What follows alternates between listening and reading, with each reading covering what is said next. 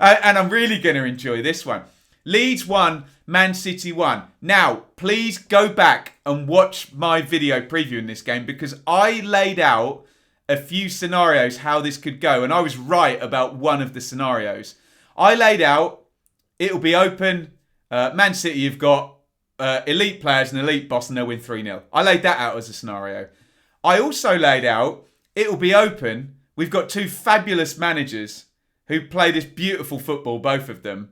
It will be end-to-end and it will be a draw. Like Athletic Bilbao versus Barcelona. That happened. And the other one I laid out was, it will be crazy, it will be open. Man City will have an off day and Leeds will win. So those were the three game states we kind of looked at. Yes, I'm sure I'll get in the comments, oh, Ben, you're covering your backside with all three possible outcomes. But we kind of knew the way it would happen rather than just the results. No one would have predicted 7-2 in the other game. So I didn't watch the full 90 minutes. I've watched the highlights. Apparently this was just utterly brilliant. Just two teams banging the passes about, attack, attack, attack.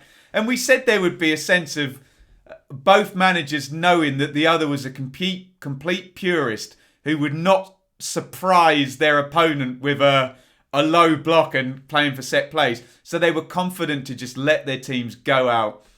And I'll try and watch all 90 minutes at some point during the week. We're in International Week. But apparently it was an absolutely beautiful spectacle.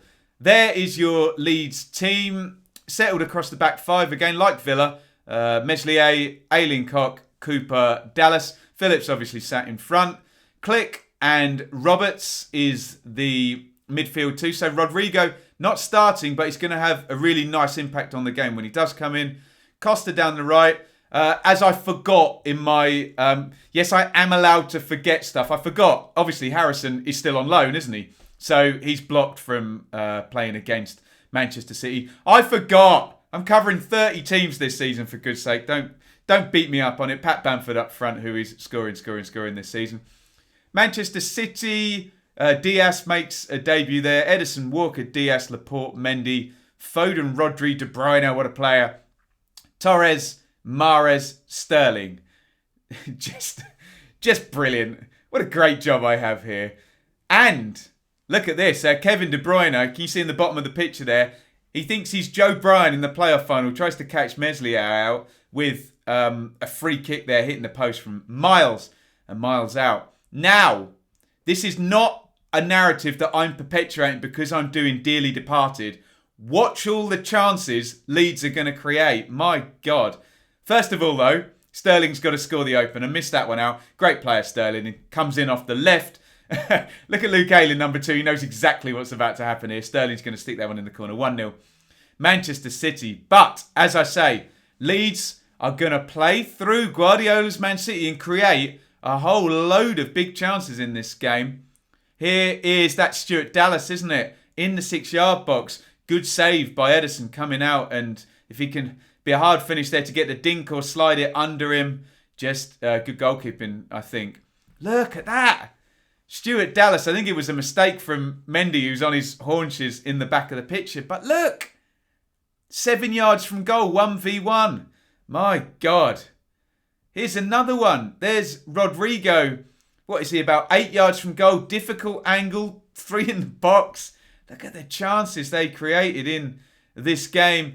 This is the actual goal, which actually took a mistake from Edison in the goal.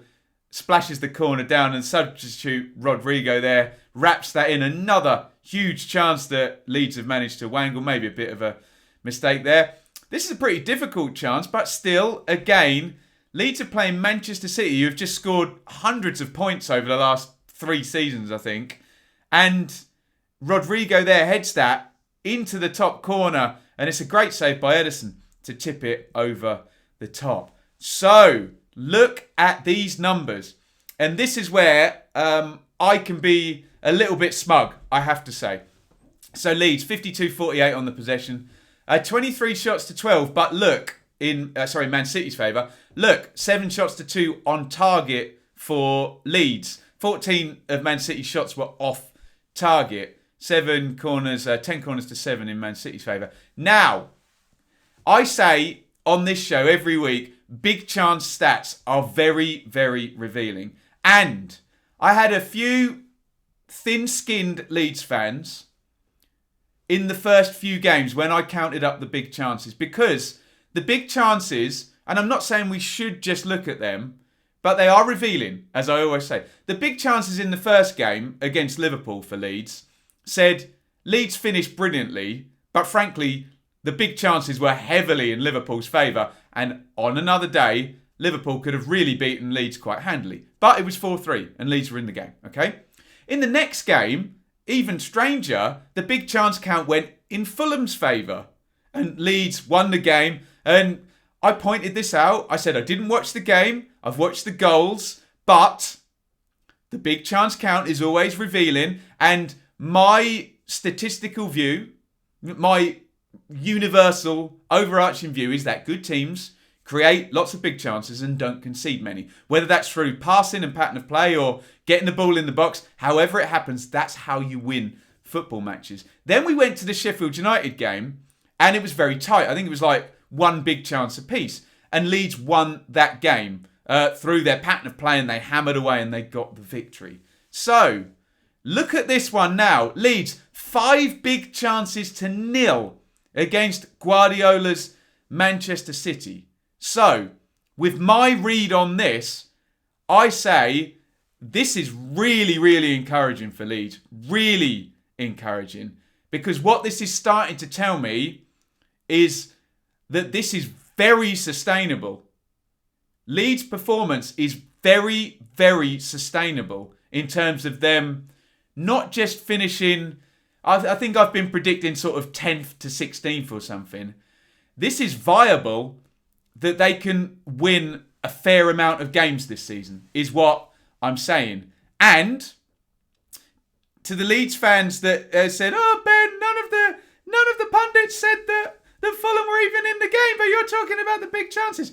You cannot now talk out of both sides of your mouth. I'm letting you have this stat. Look at that. 5 big chances to 0 against Guardiola's Manchester City. I didn't watch the whole game, but on the evidence I have seen, and you may have seen more as a Leeds fan or a Man City fan, Leeds should have won this game. They created a load of big chances. Manchester City didn't, and it's ended 1-1. My eye test on a small highlights package says they should have won. The numbers say they should have won. Look at that. 429 passes to 389 against Guardiola's Man City. Brilliant, brilliant stuff. And we were confused after the first 2 games. 4-3 defeat, 4-3 victory. That's not helpful for people like me who like to see solid evidence. And I'm getting solid evidence that Leeds are very, very viable in the Premier League. They've played 4 games. They've lost by 1 goal to the champions. They've then won 2 on the trot, including a tight game against Sheffield United. And now they've gone toe-to-toe with Guardiola's, I was going to say Barcelona then, Manchester City, and created 5 big chances to 0.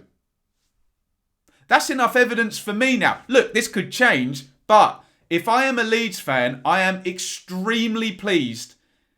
Forget the first 2 games, but with the last 2 games, a tight game and a win through pattern of play and a clean sheet, and a tight game against an elite manager with elite players at a gigantic Premier League-sized, certainly budget-wise and money-wise club, and they get the draw and they should have won.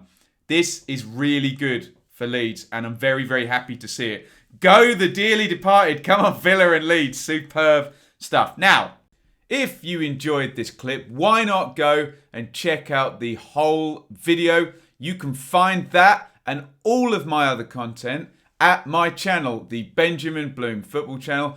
And while you're there, why not hit that subscribe button and ring the bell for regular notifications?